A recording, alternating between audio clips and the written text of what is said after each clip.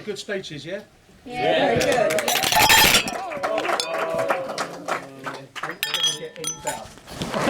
Hold it.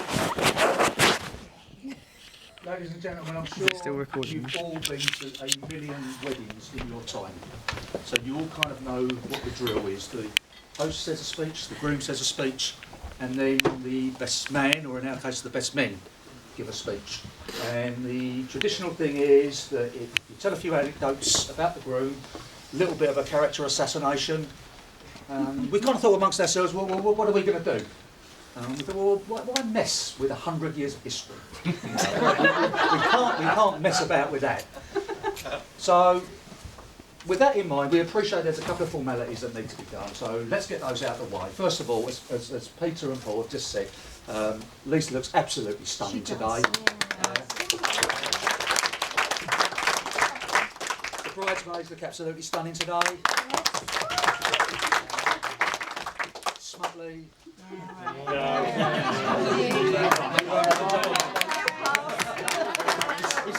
He scrubs up okay, doesn't he? He does. He does.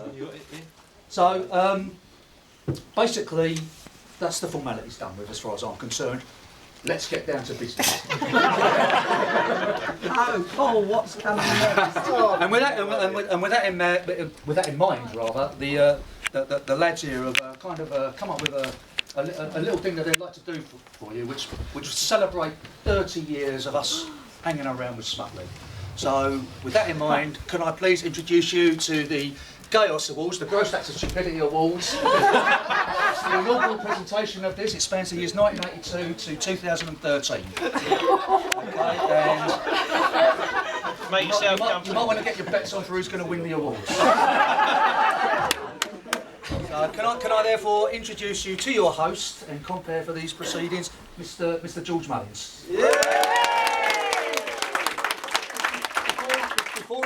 Before he carries on, he doesn't know I'm doing this, but he missed a bit shaving this morning. He's not in the least bit self-conscious about it, so don't look at him. All right? There you go, Georgie. All right? Thank you. That's all right. Hello, ladies and gentlemen. Hello. I'm your host tonight. I'm the sort of Stephen Fry character, but not quite as clever, witty, or gay. Sorry, Do your punchline. Okay. Anyway, we've known each other for about 30 years, as has already been said. So, Margaret Thatcher was Prime Minister at the time. Porky hadn't even grown into his nickname. Ray had a different nose. Smutley had hair. Done it. And I weighed about the same, really.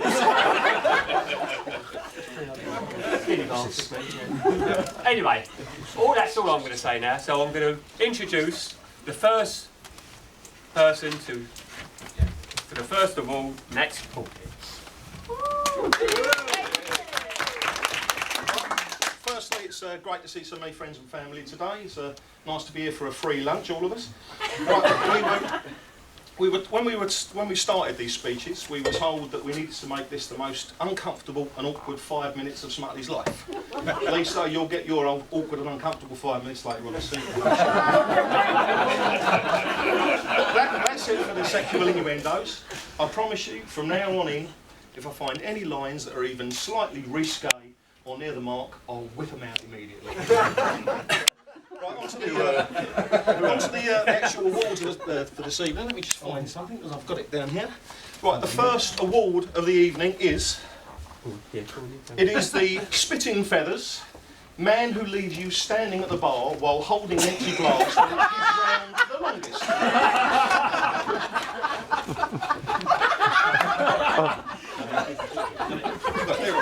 And I have this lovely trophy.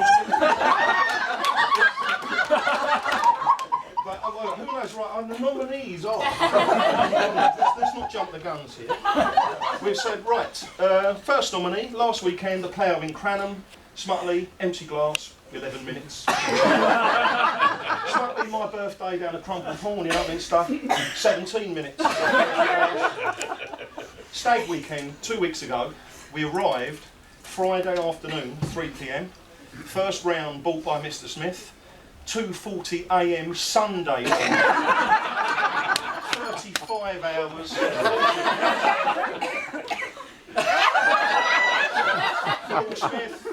Paul Smith. Oh, there's a different one. The managing director of Ultimate Image. Who's that then? Oh, and one final one. The Ambulance Bar, Torremolinos, June the 7th, 1985, and still waiting for his 28 years.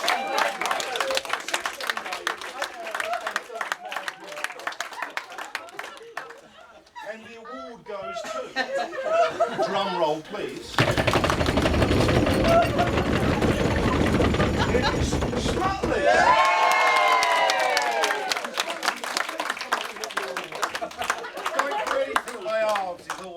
I never buy an half. Once again, I find myself standing next to Paul with an empty glass.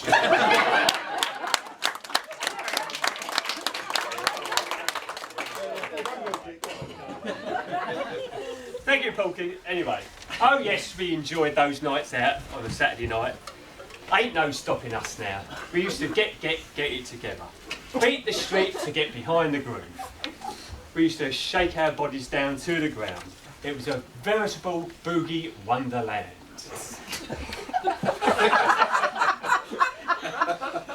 We used to get down on it and get up on the good floor and dance, dance, dance. Yowza, yowza, yo. Whether it was 06, the Gold Mine, the Lacey Lady, Special Branch Stews Uptown, or the legendary Case of Weekends, we were at them all. Yes, we used to strut our stuff, the funky chicken dances to the James Brown beats, the backwards and forwards to McFadden and Whitehead, or even the little cheeky back flick. I know you used to like that one, Andy. Yes, we done them all. You know what I mean? So now, on that note, I'm going to hand it over to Gray for the next award. First thing I'd like to say is it's a great privilege to give this award tonight. And this award is the Creative New Dance Award. Now, this is quite a unique experience, and I'd just like to give you some comparisons in my world. And I come from a world of policing and forensics. In my world, it took me 5 years to be trained. I was given body armour, I was given knowledge, I was given the specific training how to do my job.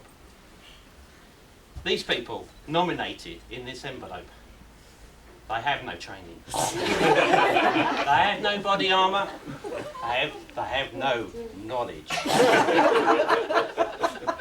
What they do have is 14 Bacardi and Coke,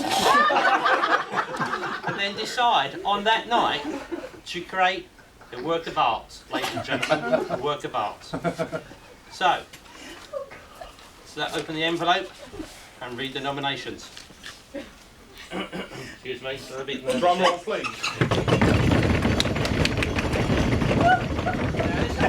This award, sorry, come on, let's be serious about this. This award is given to a person who's not only sort of carries out this dance, but curates it itself, like an artist.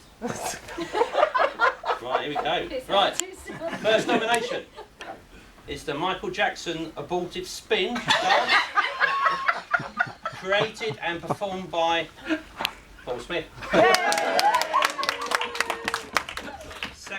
Second nomination. Be careful now, I'm just reading through. All right, okay, yeah, okay.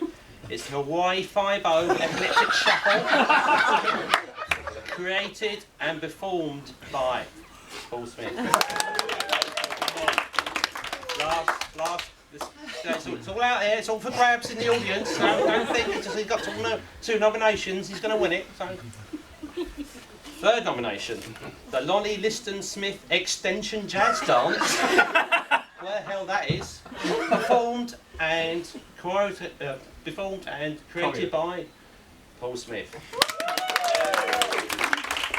And the winner is Paul Smith.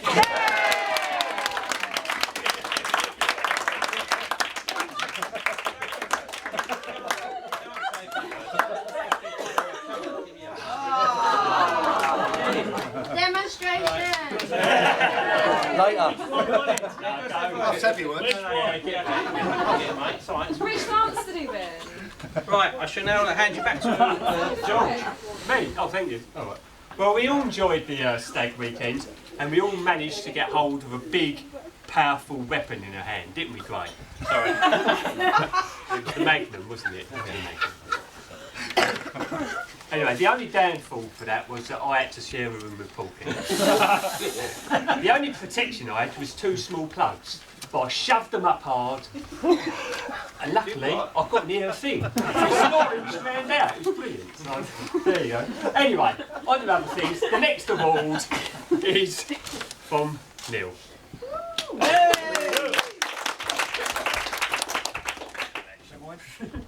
Where's my award?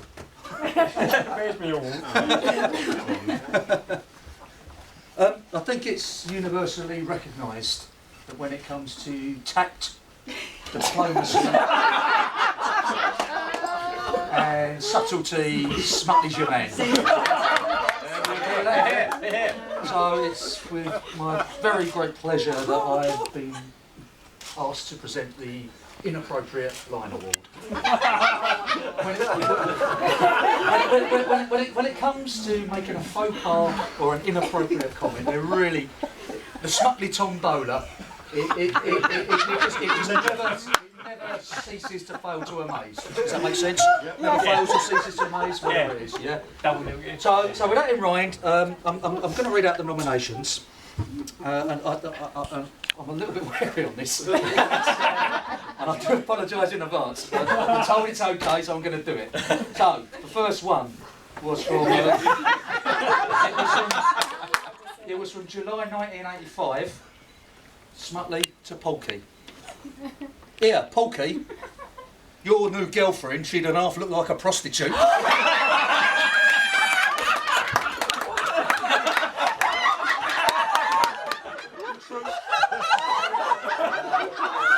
She's sitting over there.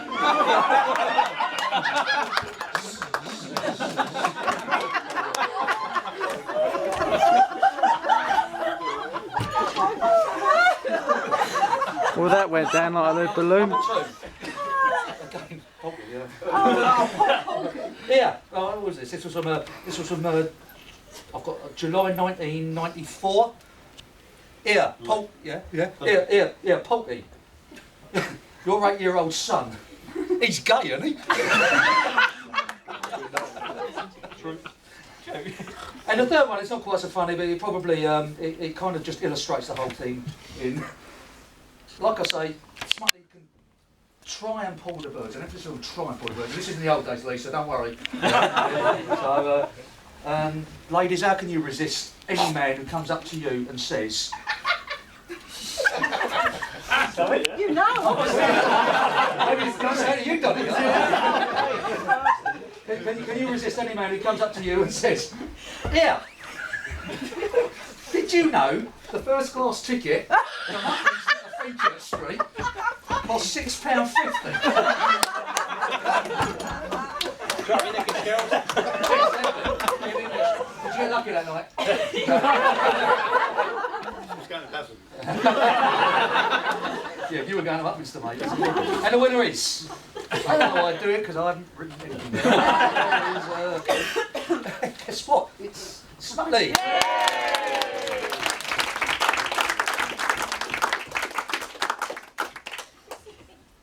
you want to come and say a few words? No, not on that.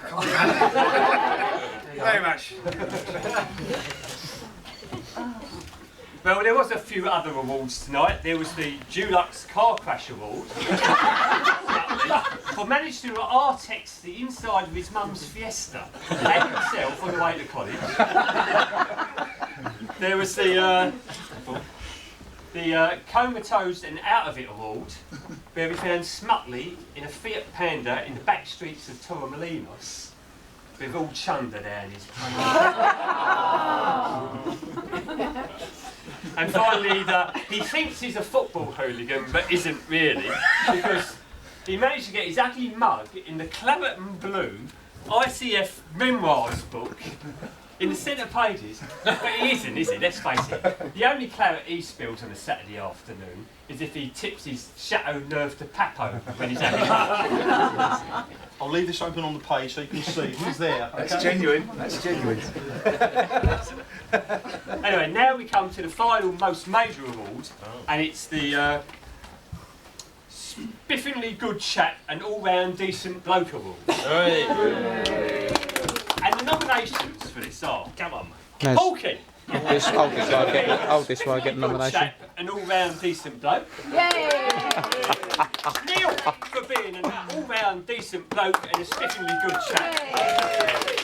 Ray for being an all-round good spiffing decent chap and bloke. And George for being a decent, good, all-round bloke and spiffing good chap. Oh, sorry, mate. Anyway, the winners are.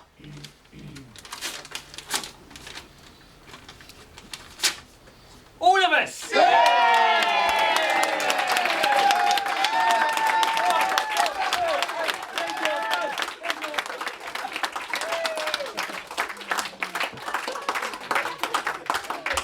Just leaves me to hand over back to Porky for a final sum up.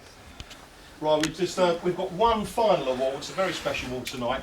I don't need an envelope for this. This is the Lifetime Achievement Award, and it's going, surprisingly enough, to my mate, a person I've been privileged to know for 30 plus years. We all have, Mr. Paul Smith.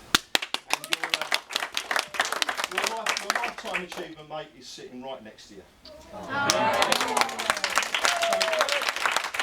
Without further ado, please raise your glasses, and my one's empty again. To the bride and groom, Mr. and Mrs. Smith. Yeah?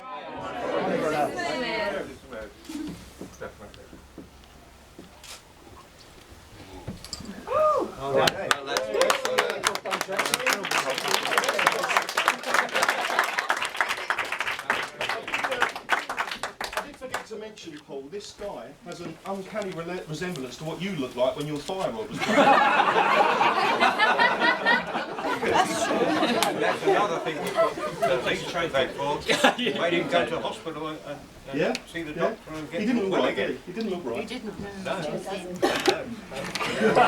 Right, thanks again.